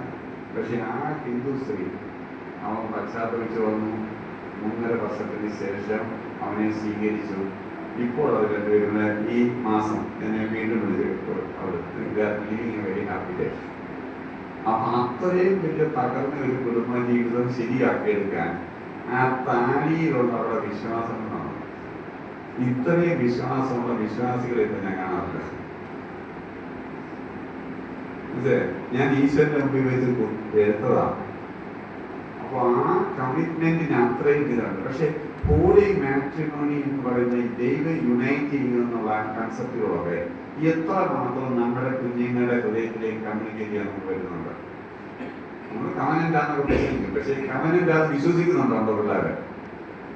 അത് അൺകണ്ടീഷണൽ കവനന്റ് ആണ്. കാരണം irrespective of the behaviour of the spouse, പങ്കാളിയുടെ പെരുമാറ്റത്തിന്റെ കണ്ടീഷൻ ഒന്നും വെച്ചല്ല, മറിച്ച് ചെയ്യും അൺകണ്ടീഷണൽ ആയിട്ട് നീ എന്നെ സ്നേഹിച്ചുകൊണ്ട് ഈ പങ്കാളി ഞാൻ സ്വീകരിക്കുമെന്നാ പറയുന്നത്. അതുകൊണ്ടാണ് നമുക്ക് അവഗണിക്കാൻ പറ്റാത്തത്. അത്രയൊരു കമ്മിറ്റ്മെന്റ് എടുക്കുന്നതെന്ന് നമ്മുടെ കുഞ്ഞുങ്ങളെ നമ്മൾ പഠിപ്പിക്കാറുണ്ട്. പിള്ളേരെല്ലാം കല്യാണം എന്ന് പറഞ്ഞാൽ ഓളം ആണോ ആണോ 3-6 മാസം എന്തോ ഒരു ഒന്നും സമയമില്ല. സാരി എത്ര ദിവസം കൊച്ചു തെരഞ്ഞെടുക്കുന്ന എത്ര കാലത്തെ ഇന്ററാക്ഷൻ. പക്ഷെ ഈ ചെറുക്കനെ പിന്നെ തെരഞ്ഞെടുത്ത എത്ര സമയമുണ്ടാകും? നല്ല ചെറുതാണ്. പക്ഷെ കോസ്റ്റ്യൂം എടുക്കുന്നതും ഫുഡ് ക്രമീകരിക്കുന്നതും അന്നത്തെ അലങ്കാരങ്ങളെ കുറിച്ച് നമ്മൾ ചെയ്യും. മാസക്കണക്കിനുള്ള ഇന്ററാക്ഷൻസും ചർച്ചകളുമാണ്. ചെറുക്കനെ പെണ്ണെങ്കിലും തെരഞ്ഞെടുത്തത് മിക്കാറും ഒരു ദിവസം ഉണ്ടാകും. അല്ലെങ്കിൽ അതുപോലെ തന്നെ ഈ ഇതിനെ വേണ്ടി വിവാഹത്തിന് വേണ്ടി 75 നമ്മുടെ 75 ലക്ഷം രൂപയാ ഇവൻ മാനേജ്മെന്റ്സിനെ കല്യാണത്തിന് കൊടുത്തത്. പക്ഷെ 75 രൂപയുടെ ഒരു ബുക്ക് വാങ്ങിച്ച് വിവാഹത്തിന് വേണ്ടി ഒരുങ്ങാനുള്ള സമയം അത് ഇമ്പോർട്ടൻ്റ് ആണ്. 75 രൂപ 100 രൂപ ഒരു ഫാമിലി ഒരു പ്രിപ്പറേഷന് വേണ്ടി ഒരു ബുക്ക് വായിച്ചിട്ടില്ല. പക്ഷേ 6 മാസമായിട്ട് വിവാഹ ഫംഗ്ഷന് വേണ്ടി ഒരുങ്ങുക. നമ്മൾ എന്തിന് ഇമ്പോർട്ടൻസ് കൊടുക്കുന്നത്? ആത്മീയതാന്ന് പറഞ്ഞു. വിവാഹ ജീവിതമാണ് ഇമ്പോർട്ടന്റ്. ആ വിവാഹ ദിവസത്തെ ആ ഫംഗ്ഷൻ ആണ് ഇമ്പോർട്ടന്റ്. ഫംഗ്ഷൻ എന്ന് പറഞ്ഞാൽ സ്പിരിച്വൽ ആസ്പെക്ട്, അതായത് മറ്റു ഓളങ്ങളാണ് ഇമ്പോർട്ടന്റ്. അതിന് 75 ലക്ഷം രൂപ മുടക്കുന്ന ഒരാള് ഒരു 5000 രൂപ കൊടുത്ത് 3 ദിവസത്തെ പ്രീമാറ്റ് പോകാൻ തയ്യാറാണ്. ഇത് അപ്പൊ നമ്മുടെ ഇമ്പോർട്ടൻസ് ആയിട്ടാണ് കാണിക്കുന്നത്. ആണോ ഇല്ലേ? ഒരു വിവാഹ ജീവിതത്തിൽ എങ്ങനെയാ ഒത്തുപോകേണ്ടത്, എങ്ങനെയാ സംസാരിക്കേണ്ടത്, എങ്ങനെയാ പ്രശ്നം വന്നാൽ തീർക്കേണ്ടത്, ആണും പെണ്ണും തമ്മിലുള്ള വ്യത്യാസം എന്തുവാ, ആണും പെണ്ണും തമ്മിൽ പൊരുത്തപ്പെട്ടു പോകേണ്ടതാ, എങ്ങനെയാ ഈ വ്യത്യസ്തമായ സാഹചര്യം, ജോലി നമ്മുടെ റോഡുകളെ നമ്മൾ രണ്ടുപേരും അമേരിക്കയിലും കാനഡയിലും ഒക്കെ മിക്കവാറും പേരും ഓപ്പോസിറ്റ് ഡ്യൂട്ടിക്കാരാണ്. ഞാൻ അവിടെ പോയി കഴിയുമ്പോൾ എന്താ വരുന്നത്, ഇവര് ആഴ്ചയിൽ ഒന്നേ കാണത്തുള്ളൂ. കൊച്ചുങ്ങളെ നോക്കാൻ ഇട്ടിട്ട് പോകാൻ പറ്റില്ല. പിന്നെന്താ 7 ദിവസം ഒരാൾ പറക്കും, ഒരാൾ രാത്രി പോകും. മിക്കവാറും ഫ്ലൈവേ വെച്ച് ഹൈ പറയും. പിന്നെ 7-ാം ഒരു ദിവസമാണ് ലീവ്. ആ ദിവസം എങ്ങനെയായിരിക്കും? അന്ന് ലോൺ ശരിയാക്കണം, തുണി നനയ്ക്കണം, ഒരാഴ്ചത്തെ പർച്ചേസ് ചെയ്യണം പോകണം, ഒരാഴ്ചത്തെ കുക്ക് ചെയ്യാൻ പോകണം, ഇതെല്ലാം വീട് വൃത്തിയാക്കണം. എല്ലാം പണി കഴിഞ്ഞ് കഴിയുമ്പോഴത്തേക്ക് വൈകിട്ട് ഒരക്ഷരം പോലും കയറുന്ന സംസാരിക്കുന്നത്. ഇങ്ങനെ 5-6 മാസം പോയി ജീവിക്കും. ഒരു വീട്ടാണ് താമസിക്കുന്നതാണ്. ഒരു ഹൃദ്യമായ സംസാരത്തിന് സംസാരം. അപ്പം അതേസമയം ഈ ആഴ്ച ഞാനൊരു ഒരു ഡോക്ടറെ കൗൺസിലിംഗ് മോർണിംഗ് കൊണ്ട് വന്നു. അമ്മ പറഞ്ഞത് അവർക്ക് അബുദാബിയിലെ ഡോക്ടറാണ്. ഏകദേശം 5-6 ലക്ഷം രൂപ ഒരു മാസം കിട്ടും. 6 ലക്ഷം 7 ലക്ഷം രൂപ ഒരു മാസം കിട്ടുന്ന ഡോക്ടർ 3.5 വർഷമായിട്ട് നാട്ടിൽ അവധിയെടുത്ത് വന്നേക്കുക. ആരും നോക്കാനറിയാം, അമ്മയെ നോക്കാൻ. ആ ഡോക്ടറിനോട് ഒന്നാണ് 1.25 കോടി രൂപയ്ക്ക് കൂടുതൽ അല്ലെങ്കിൽ 2 കോടി രൂപയ്ക്ക് കൂടുതൽ ശമ്പളം കളഞ്ഞിട്ട് അമ്മയെ നോക്കുക. പക്ഷെ ആ ഡോക്ടറിനോട് പറഞ്ഞത്, സാറേ എൻ്റെ ജീവിതത്തിൽ ചെയ്ത് ഏറ്റവും സംതൃപ്തി കിട്ടിയ കാര്യങ്ങളാണ് എൻ്റെ അമ്മ എൻ്റെ കൊച്ചിനെ മരിച്ചതാണ്. എൻ്റെ അമ്മയെ നോക്കാൻ എനിക്ക് പറ്റില്ല. പക്ഷെ അവസാന കാലത്ത് എൻ്റെ അമ്മയെ 3.5 വർഷം വന്ന് കൂടെ നിന്ന് നോക്കാൻ കഴിഞ്ഞതാണ് എൻ്റെ ജീവിതത്തിൽ ഏറ്റവും സംതൃപ്തമായ നാളുകൾ. അമ്മ ഒരിക്കലും 1.25 കോടി രൂപ ശമ്പളം പോയതിനെ കുറിച്ച് ഒരു കംപ്ലൈൻറ്റും ഇല്ല. മാത്രമല്ല ജീവിതത്തിൽ ഏറ്റവും വലിയ സംതൃപ്തിയായിട്ട് കാണുന്നത് ഈ വന്ന് നിന്ന കാലമാണ്. അപ്പൊ അങ്ങനെയുള്ള ചില ആളുകളും നമ്മുടെ ചുറ്റുപാട് ഇതിന്റെ മധ്യത്തിലാണ് വിശ്വാസികൾ എന്ന് പറയുന്ന ആളുകളുടെ ജീവിതം നമ്മൾ ചിന്തിക്കുന്നത്. അപ്പൊ നമ്മൾ പറഞ്ഞു തന്നത് നമ്മുടെ കുടുംബത്തിൽ ഒത്തിരി മാറ്റങ്ങൾക്ക് വിധേയമാണോ അല്ലയോ? ഞാൻ 2-3 ഉദാഹരണങ്ങൾ പെട്ടെന്ന് പറയാം. സാമ്പത്തിക നില നിങ്ങൾ നോക്കിയാൽ മുമ്പേ പറഞ്ഞ നമ്പർ പോകും 9-10 മേൽക്കൊണ്ട് നിൽക്കുക എന്തായിട്ടുള്ളൂ. അപ്പനും അമ്മയും മക്കളും കൂടെ താമസിക്കുന്ന കേരളത്തിലെ വീടുകൾ കുറവാണ്. 80 ലക്ഷം മലയാളി കുടുംബങ്ങളാണുള്ളത്. ഏകദേശം 80 തൊട്ട് 90 ലക്ഷം വരെ. അല്ല, 60 ലക്ഷം മലയാളി കേരളത്തിന് വേണ്ടിയിട്ടാണ്. അപ്പൊ അമേരിക്കയെ ഡിവോഴ്സിലോട്ടുള്ള സിംഗിൾ പേരൻസിനേക്കാൾ കൂടുതൽ കേരളത്തിൽ എന്തുണ്ട്? അപ്പനും മക്കളും 2 അപ്പനും അമ്മയും മക്കളും കൂടെ താമസിക്കുന്ന കുടുംബങ്ങൾ കുറവാണ്. ആരെങ്കിലും ഒരാളാവത്താ ില്ല. ഇതാണ് സ്ഥിതി. അപ്പോൾ ഒരിടത്ത് ഡിവോഴ്സ് കൊണ്ടാണെന്നായെങ്കിൽ ഇവിടെ എന്ത് ചെയ്യുന്നു? മൈഗ്രേഷന് ജോലി തരിക നമ്മൾ പോകുന്നു. അപ്പോൾ ഇങ്ങനെയൊക്കെ അപ്പൊ ഇത്തരം മൂല്യങ്ങൾ ചെല്ലുന്നൊന്നും നമുക്ക് പ്രാധാന്യം നമ്മൾ കൊടുക്കുന്നില്ല. ഉണ്ടോ? കുടുംബത്തിന്റെ മൂല്യത്തിന് പ്രാധാന്യം കൊടുക്കുന്നുണ്ടോ? കാശിന് വേണ്ടി, ജോലിക്ക് വേണ്ടി, വിദ്യാഭ്യാസത്തിന് വേണ്ടി ഒക്കെ ചെയ്യും. പക്ഷെ ഇതെല്ലാം നഷ്ടപ്പെടിയായി യുഎസിലോട്ട് പോയപ്പോൾ പലരും ചോദിച്ചു, എന്തിനാണ് പറഞ്ഞത്? സാറേ വന്നത് പിള്ളേർക്ക് വേണ്ടിയില്ല. ഇപ്പൊ ഇല്ലാത്ത പിള്ളേർ ബാക്കിയെല്ലാം ഉണ്ട്. അവസാനം ഇല്ലാത്ത അവർക്ക് പിള്ളേരെ കിട്ടിയില്ല, ബാക്കിയെല്ലാം ഉണ്ട്. ഇല്ലയോ? നമ്മുടെ പിള്ളേരെ നമ്മൾ വിടുക. എങ്ങോട്ടാ വിടുന്നത്? ഒരു മനുഷ്യരാണി ഇല്ലാത്ത സ്ഥലം നോക്കി, ഒരു മലയാളി ഇല്ലാത്ത സ്ഥലം നോക്കി, ഒരു പേരും ഇല്ലാത്ത സ്ഥലം നോക്കി അവർ പോയിട്ട് 50 വർഷം കഴിയുമ്പോൾ അവരുടെ അപ്പനെ അറിയത്തില്ല, വല്യപ്പനെ അറിയത്തില്ല, ലോകത്തിലാരെ അറിയത്തില്ല, അവര് പേരുമില്ല, ഒന്നുമില്ല. ഇത്തരം സമൂഹങ്ങളാണ് ലോകത്തിലെ ഏറ്റവും വലിയ ഈ ഡിറ്റീറ്റ് ചെയ്ത് പോയത്. നമുക്ക് ഈ അർബനൈസേഷൻ വന്നപ്പോഴത്തേക്ക് ഗ്രാമങ്ങളിൽ നിന്ന് മൈഗ്രേറ്റ് ചെയ്ത ഈ ഇന്റർനാഷണൽ സമൂഹങ്ങളാണ് ലോകത്തിലെ അധപതിച്ച സമൂഹങ്ങളുടെ എല്ലാ കൾച്ചറിന്റെയും പുറകിൽ അവരാണ്.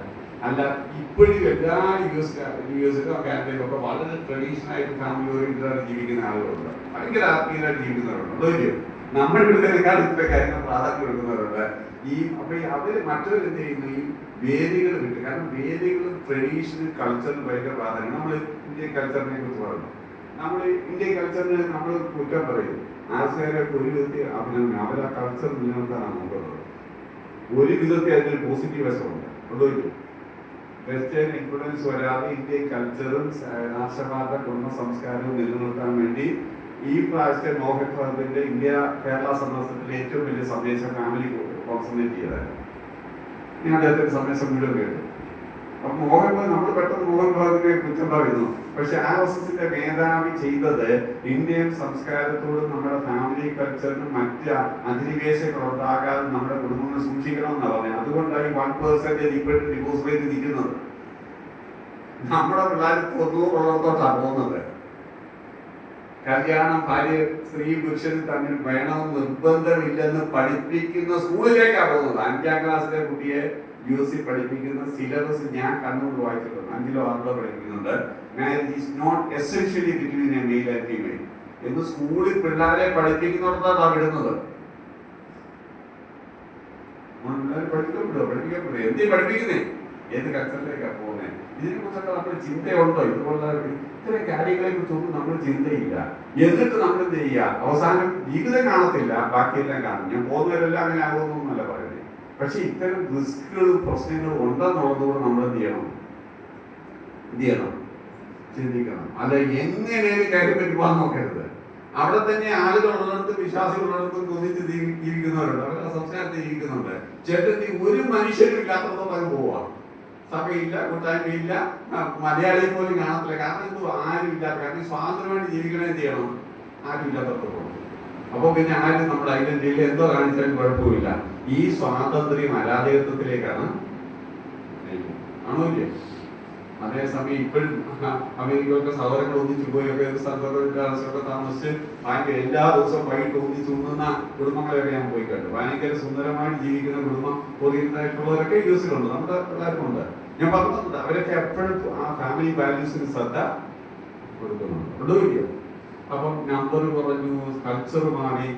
ഒരാൾ 50 വർഷം മുമ്പേ ഇവിടെ നെയ്സ് തന്നെയൊക്കെ നമ്മളൊരു അഗ്രികൾച്ചർ ബേസ്ഡ് സൊസൈറ്റിയാണ്. എല്ലാവരും കൃഷി എടുക്കുമ്പോഴും കൃഷി ഇറക്കുമ്പോഴും അല്ലാത്ത സമയത്തെല്ലാം ഫ്രീയായിരുന്നു. ഇനി ആ കൃഷി എടുക്കാനും പോകുന്നത് ഫാമിലി എല്ലാവരും കൂടെ ആയിരുന്നില്ല ആയിരുന്നോ? അപ്പൊ വീട്ടിലുള്ളവർ എല്ലാവരും ഒന്നിച്ചായിരുന്നു.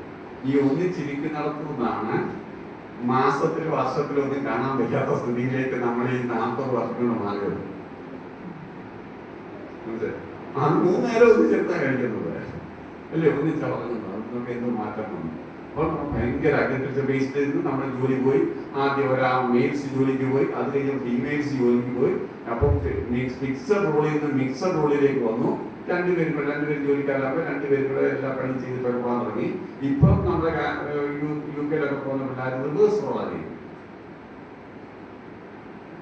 ആരുടെ വിസല്ല പോകുന്നത്?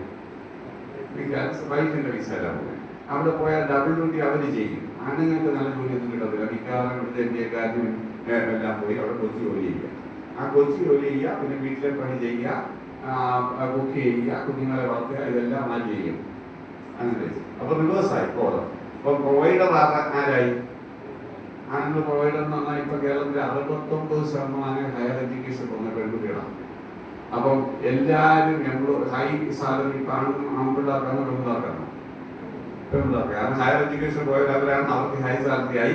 ഇപ്പൊ പ്രൊവൈഡർ ആരായിട്ട് മാറി? നേരെ തിരിഞ്ഞു. അപ്പൊ അധികാരങ്ങളും ശ്രേണികളും എല്ലാം മാറി. ഇതൊക്കെ എന്ത് ചെയ്യുന്നത്? ഞാൻ നല്ലതോ ചീത്തതൊന്നും പറയും. സ്ത്രീകൾ ജോലിക്ക് പോയതൊക്കെ മെച്ചമായി, അവർ എക്കണോമിക്കലി ഇൻഡിപെൻഡന്റ്, എഡ്യൂക്കേറ്റഡ്, നെഗറ്റീവായിട്ട് കാണുന്നില്ല.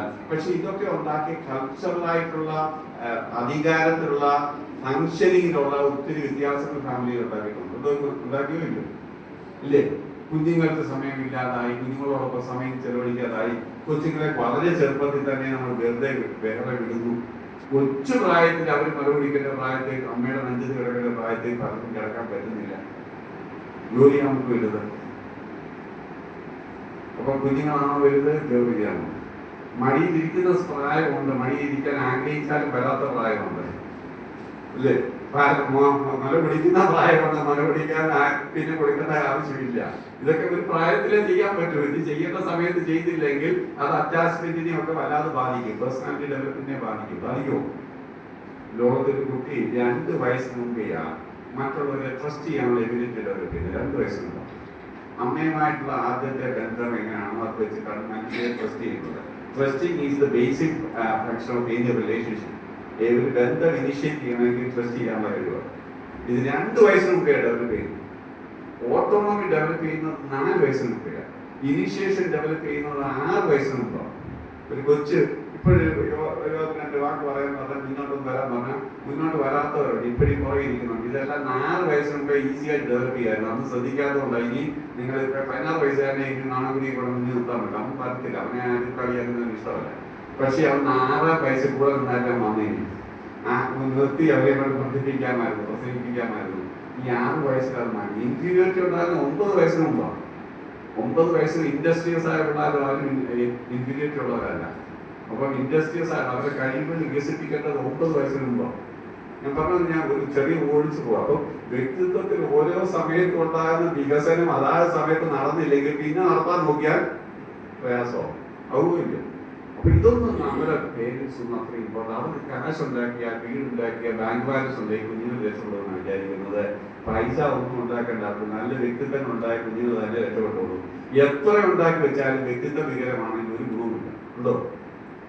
പല ഇനന്മാർക്ക് വാല്യൂ ഇല്ലാത്തവര്, ഫെയ്ത്ത് ഇല്ലാത്തവര്, ദൈവാത്മാവിൽ നിയന്ത്രണം ഇല്ലാത്ത ഒരാൾ എത്ര സാമ്പത്തിക ഗുണത്താൽ എന്തിന് പുരോഗമിക്കുമോ? ഉണ്ടാ പുരോഗമിക്കുമോ? ഇത് അപ്പം നമ്മളെങ്കിലും, അപ്പം ഞാൻ പറഞ്ഞു നമ്മൾ ആത്മീയരെങ്കിലും ഇമ്പോർട്ടന്റ് കാര്യങ്ങൾ ഇമ്പോർട്ടന്റ് ആയിട്ട് അല്ലേ? നമ്മൾ ലോകക്കാരുടെ കൂട്ട് നമ്മൾ ഈ താലമുടി ഇടുന്നതോ ആദരണം ഇതൊക്കെ വലിയ ഇമ്പോർട്ടൻ്റ്. ഇതൊന്നും അല്ല ലോകക്കാരന്. അതൊന്നും ആത്മീയത വലിയ ബാധിക്കുന്നതല്ല. അതൊക്കെ എത്രയോ ഇമ്പോർട്ടന്റ് ആണ്. ഇങ്ങനൊക്കെ കയറി വരുന്നത് പണത്തിന് വേണ്ടി ജീവിക്കുക, കുടുംബ ജീവിതത്തെ നെഗ്ലക്ട് ചെയ്യുക, ഇതൊക്കെ ജീവിതത്തെ വല്ലാതെ ബാധിക്കുക. കുട്ടികളുടെ വ്യക്തിത്വ വികസനം അവഗണിക്കുക, അവരെ കാശ് മാത്രം കൊടുത്ത് അവർ നന്നാവുമെന്ന് വിചാരിക്കുക. അപ്പൊ ഇതൊക്കെ നമ്മൾ എന്ത് ചെയ്യുന്നു? ഇത് ചിന്തിക്കുക. അപ്പൊ ഈ കാര്യത്തിലൊക്കെ ഒരു മാറ്റം നമുക്ക് ഉണ്ടാകണം. നമ്മുടെ വീട് എന്താണ് ദൈവം ആഗ്രഹിക്കുന്ന ഒരു പ്ലേസ് ആയിട്ട് തന്നെ നമുക്ക് മാറ്റി എടുക്കണം. ദൈവം ആഗ്രഹിക്കുന്ന ലോകത്തിലെ ഏറ്റവും നല്ല സുരക്ഷിത സ്ഥലമായിട്ട്, സ്നേഹം, നിസ്വാർത്ഥമായ സ്നേഹം എല്ലാവരും അനുഭവിക്കുന്ന സ്ഥലമായിട്ട്, ആർക്കും അവർക്ക് വേണ്ടിയല്ല മറ്റുള്ളവർക്ക് പരിഗണന കൊടുക്കുന്ന സ്ഥലമാണ്. ഇങ്ങനെ വളരുന്ന ഒരു കുട്ടിയും സഭയെ വന്നാൽ കഴിയും. അങ്ങനെ ആവും അല്ലേ? അപ്പോൾ ദൈവം ആഗ്രഹിക്കുന്ന എന്തുവാ? വീട്ടിലുള്ളവനായിരിക്കണം, സഭയിലുള്ളവരും നമ്മൾ അങ്ങോട്ടും ഇങ്ങോട്ടും ചെയ്യണം. ഭാര്യങ്ങളെ ചുമക്കണം, മറ്റൊരാളുടെ വേദനയിൽ പങ്കുകൊള്ളണം അല്ലേ? പ്രബോധിപ്പിക്കണം, എൻകറേജ് ചെയ്യണം, സപ്പോർട്ട് ചെയ്യണം. ഞാൻ 20-25 കാര്യം അന്യോന്യം ചെയ്യേണ്ട കാര്യം വരുന്നുണ്ട്. അപ്പൊ ഈ അന്യോന്യം ചെയ്യേണ്ട കാര്യങ്ങൾ ചെയ്യണമെങ്കിൽ ഇത് വീട്ടിൽ ചെയ്യാത്തൊരു സഭയെ ചെയ്യുമോ? അപ്പൊ വീടാണ് ഇതെല്ലാം ഡെവലപ്പ് ചെയ്യുന്നത്. ഇത് അവിടെ നിന്നുള്ള റിഫ്ലക്ഷൻ ആയിട്ട് സഭയെ വരണം. സഭയെ നമ്മൾ സമൂഹത്തിലോട്ട് കാണിക്കണം.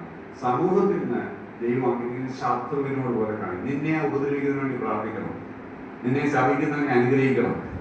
അത്രയും ഒരു വ്യക്തിയായിട്ട് നമ്മൾ ആത്മീയരായിട്ട് ജീവിക്കണം എന്നാണ് ദൈവം നമ്മളെ കുറിച്ച്. ഇത് തുടങ്ങേണ്ടത് എവിടുന്നാണ്? വീട്ടിൽ ചെയ്യാത്ത ഒരു കാര്യവും സഭയിൽ ചെയ്യത്തില്ല, സഭയിലുള്ളവരോട് ചെയ്യാത്ത ഒരു കാര്യം സമൂഹത്തോട് ചെയ്യത്തില്ല, സമൂഹത്തോട് ചെയ്യാത്ത ഒരു കാര്യവും ശത്രുവിനോട് ചെയ്യാൻ പറ്റത്തില്ല. ഇങ്ങനെ നിങ്ങൾ എന്റെ ശിഷ്യന്മാരായി അവര് എന്റെ ശിഷ്യരാണെന്നും ദൈവമക്കളാണെന്നും നിങ്ങളുടെ ഈ സ്വഭാവം കൊണ്ട് ലോകം മനസ്സിലാക്കി. ഇതാണ് ദൈവം ആഗ്രഹിക്കുന്നത്. ഇത് ബിൽഡപ്പ് ചെയ്യുന്ന ഏറ്റവും പ്രാഥമിക സ്ഥലം കുടുംബമാണ്. അതിന്റെ ക്വാളിറ്റി നഷ്ടപ്പെടുത്താതെ നമ്മൾ സൂക്ഷിക്കണം. അത് നമ്മള് വീടിന് മതിൽ കിട്ടുന്ന പോലെ തന്നെ നമ്മുടെ ഹോമിന് മതില് കെട്ടണം ഇല്ലേ? ഹോമിന് ഹൗസിന് ഇന്റീരിയർ ചെയ്യുന്ന പോലെ ഹോമിന് ഇന്റീരിയർ ചെയ്യണം. ബന്ധങ്ങൾ മെച്ചപ്പെടുത്താൻ, ആശയവിനിമയം നടത്താൻ, ക്വാളിറ്റി മെച്ചപ്പെടുത്താൻ, ബന്ധങ്ങൾ അവിടുത്തെ ഊഷ്മളത ഇന്റിമസി വർദ്ധിപ്പിക്കാൻ വേണ്ടി നമ്മൾ എഫേർട്ട് എടുക്കണം. എന്തായാലും ക്വാളിറ്റി ടൈം ടുഗദർ, ഒന്നിച്ചിരുന്ന് ഭക്ഷണം ഒരു നേരമെങ്കിലും കഴിക്കണം, ഒന്നിച്ച് പ്രാർത്ഥിക്കണം, ഒന്നിച്ചിരുന്ന് ചർച്ച ചെയ്യണം. ഞാനൊരു ഫ്രിഡ്ജ് വാങ്ങിച്ചപ്പോൾ പോയ എൻ്റെ ഞാൻ പറയും, പപ്പ ഒരു ഫ്രിഡ്ജ് വാങ്ങിച്ചത്. ഞങ്ങൾ തലേദിവസം ഇരുന്ന് എല്ലാവരും കൂടെ ചർച്ച ചെയ്ത് പിള്ളേരെ കൊണ്ട് പോയി ഫ്രിഡ്ജ് വാങ്ങിച്ചാൽ ഞങ്ങൾ ഫ്രിഡ്ജ് വാങ്ങിച്ചു. ഇത് ഒന്നും ഞങ്ങളുടെ ഫ്രിഡ്ജ്, മറ്റേത് പപ്പയുടെ ഫ്രിഡ്ജ് ഇല്ലേ? ആണോ? അതിലെല്ലാവർക്കും ഒരു പങ്ക. കൊച്ചു കുഞ്ഞിനാണ് ചിലപ്പോൾ കളറായിരിക്കും ചോദിച്ചത്, മറ്റൊരു കമ്പനി ആയിരിക്കും ചോദിച്ചത്. അവിടെ നമുക്ക് ഒത്തിരി എഡ്യൂക്കേഷൻ ചെയ്യാൻ പറ്റും. ഈ ബി ഫീലിംഗ് ആണ് നല്ല കുടുംബത്തിന്റെ ലക്ഷണം. ആണോ? ഉണ്ടോ? ഇപ്പൊ ഐ ആണോ ബി ആണോ? ഐ മരിച്ചേ ബി ഉണ്ടാകും. കല്യാണം ഒരു മരണമാണ്. ഐയും ഈഗോയും മരിക്കാൻ മനസ്സുള്ളവരെ കല്യാണം കഴിക്കാം. കാരണം നീ നിന്റെ ജീവിതം മറ്റൊരാൾക്ക് വേണ്ടി കൊടുക്കുക. മറ്റൊരാളുടെ വെൽഫെയറിന് വേണ്ടി, വെൽബീയിങ്ങിന് വേണ്ടി ജീവിതം കൊടുക്കുന്നതിന് ഞാൻ മാരേജ് എന്ന് പറഞ്ഞു. ആണല്ലോ? ഞാൻ ഇന്ന് തൊട്ട് എന്റെ കാര്യത്തെക്കാൾ നിന്റെ കാര്യത്തിന് പരിഗണന കൊടുക്കും. കിട്ടാനല്ല കല്യാണം, കൊടുക്കാനല്ല കല്യാണം. നമ്മുടെ ജീവിതം കൊടുക്കുന്നത് ആസ്വദിക്കണം. കൊടുക്കുന്നത് നഷ്ടമായിട്ട് കരുതുകയല്ല. കൊടുക്കുന്നത് നമ്മൾ തന്നെ തിന്നുന്നതാണോ അത് 4-2 പേർക്കൂടെ ഷെയർ ചെയ്ത് കഴിക്കുന്നതാണ്. തന്നെ കഴിക്കുന്നത് നല്ലതെന്ന് ചിന്തിക്കുന്നവരുണ്ട്, അത് 4 പേർക്കൂടെ ഷെയർ ചെയ്ത് കഴിക്കുന്നത് നല്ലതെന്ന് ചിന്തിക്കുന്നവരുണ്ട്. അതാണ് നമ്മുടെ മനസ്സിന്റെയും ആത്മാവിന്റെയും വളർച്ചയെന്ന് പറയുന്നത് അല്ലേ? കൊച്ചെപ്പിടി കിട്ടലിനാ സന്തോഷം. ഒരമ്മ രാത്രി കഴിക്കാൻ എടുത്ത് ഒരു ബിസ്ക്കറ്റ് കൊച്ചു വിശന്ന് കഴിഞ്ഞു കൊടുത്താൽ കൊച്ചിന് കൊടുത്തിട്ട് കൊച്ചിന്റെ വയറ് പറയുമ്പോൾ മനസ്സ് നിറയുന്നതിന് ആളിനെയാണ് അമ്മയെന്ന് വിളിക്കുന്നത്. ആണോ? ആ മനസ്സുണ്ടെങ്കിലേ പറ്റും. 15 വയസ്സുള്ള കൊച്ചുണ്ടോ? ഇല്ല. 25 വയസ്സുള്ള ഒരു അമ്മയാകുമ്പോൾ താൻ ഉറങ്ങിയില്ലെങ്കിൽ കൊച്ചുറങ്ങിയല്ലോ, ഞാൻ കഴിച്ചില്ലെങ്കിൽ കുഞ്ഞ് കഴിച്ചല്ലോ എന്ന് ചിന്തിച്ച് ആസ്വദിക്കാം. ഞാൻ ത്യാഗം ചെയ്തപ്പോൾ അവൻ വളർച്ചയുണ്ടായില്ല, അവൻ പുരോഗമിച്ചല്ലോ എന്ന് കണ്ട് ആസ്വദിക്കാൻ പറ്റുന്ന ഒരാൾക്ക് അപ്പനും അമ്മയാകാൻ പറ്റും. ഇത് നമ്മൾ ബൈബിൾ ക്ലാസ് കേൾക്കുന്നത് പോലെ തന്നെ ഈ റോൾ ശരിയായിട്ട് ഫങ്ഷൻ ചെയ്താൽ നമ്മൾ സ്പിരിച്വാലിറ്റി ഗ്രോത്ത് ഉണ്ടാവും. നല്ലൊരു ഫാദറായ you become a selfless person.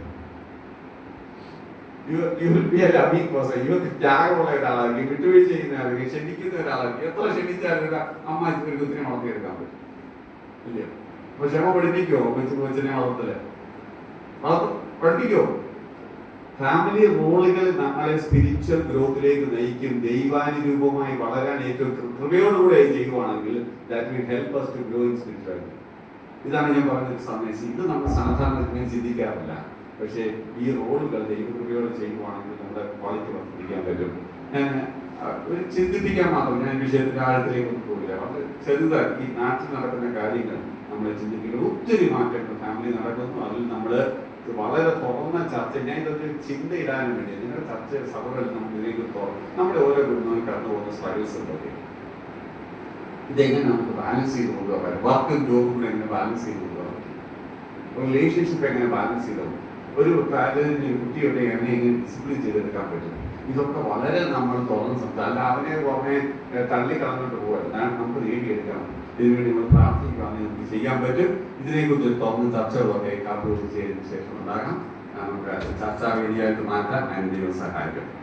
കാപ്പിക്ക് വേണ്ടി 1 മണിക്കൂർ കൊണ്ട് അത് നമുക്ക് കാപ്പി കുടിച്ചതിന് ശേഷം